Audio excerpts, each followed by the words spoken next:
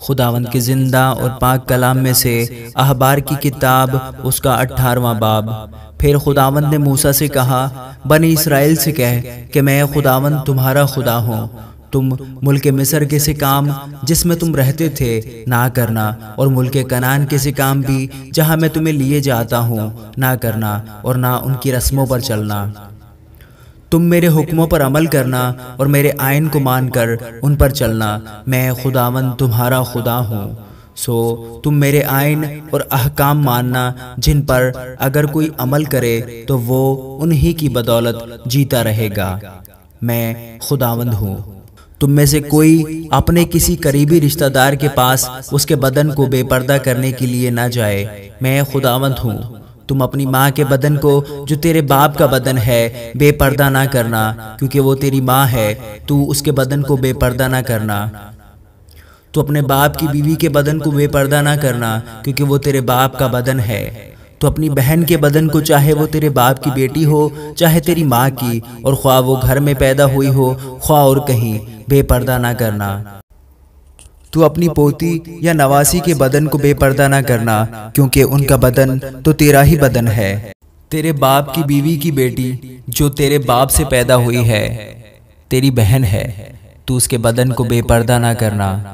تو اپنی پھپھی کے بدن کو بے پردہ نہ کرنا، کیونکہ وہ تیرے باپ کی قریبی رشتہ دار ہے۔ تو اپنی خالہ کے بدن کو بے پردہ نہ کرنا، کیونکہ وہ تیری ماں کی قریبی رشتہ دار ہے۔ تو اپنے باپ کے بھائی کے بدن کو بے پردہ نہ کرنا، یعنی اس کی بیوی کے پاس نہ جانا، وہ تیری چچی ہے۔ تو اپنی بہو کے بدن کو بے پردہ نہ کرنا، کیونکہ وہ تیرے بیٹے کی بیوی ہے، سو تو اس کے بدن کو بے پردہ نہ کرنا۔ تو اپنی بھاوج کے بدن کو بے پردہ نہ کرنا، کیونکہ وہ تیرے بھائی کا بدن ہے۔ تو کسی عورت اور اس کی بیٹی دونوں کے بدن کو بے پردہ نہ کرنا، اور نہ تو اس عورت کی پوتی یا نواسی سے بیاہ کر کے ان میں سے کسی کے بدن کو بے پردہ کرنا، کیونکہ وہ دونوں اس عورت کی قریبی رشتہ دار ہیں، یہ بڑی خباثت ہے۔ تو اپنی سالی سے بیاہ کر کے اسے اپنی بیوی کی سوکن نہ بنانا کہ دوسری کے جیتے جی اس کے بدن کو بھی بے پردہ کرے۔ اور تو عورت کے پاس جب تک وہ حیض کے سبب سے ناپاک ہے اس کے بدن کو بے پردہ کرنے کے لیے نہ جانا۔ اور تو اپنے کو نجس کرنے کے لیے اپنے ہمسائے کی بیوی سے صحبت نہ کرنا۔ تو اپنی اولاد میں سے کسی کو مولک کی خاطر آگ میں سے گزارنے کے لیے نہ دینا، اور نہ اپنے خدا کے نام کو ناپاک ٹھہرانا، میں خداوند ہوں۔ تو مرد کے ساتھ صحبت نہ کرنا جیسے عورت سے کرتا ہے، یہ نہایت مکروہ کام ہے۔ تو اپنے کو نجس کرنے کے لیے کسی جانور سے صحبت نہ کرنا، اور نہ کوئی عورت کسی جانور سے ہم صحبت ہونے کے لیے اس کے آگے کھڑی ہو، کیونکہ یہ اوندھی بات ہے۔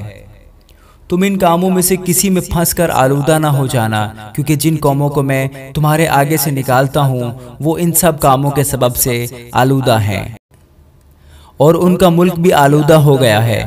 اس لیے میں اس کی بدکاری کی سزا اسے دیتا ہوں، ایسا کہ وہ اپنے باشندوں کو اگلے دیتا ہے۔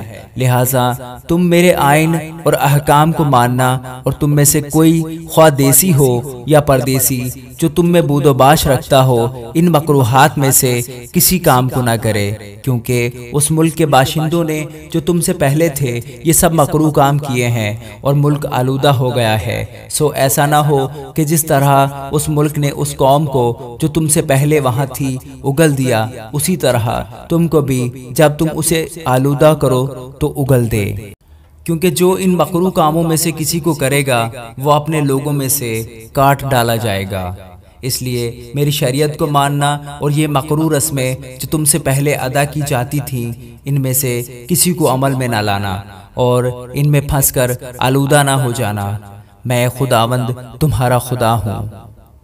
آمین۔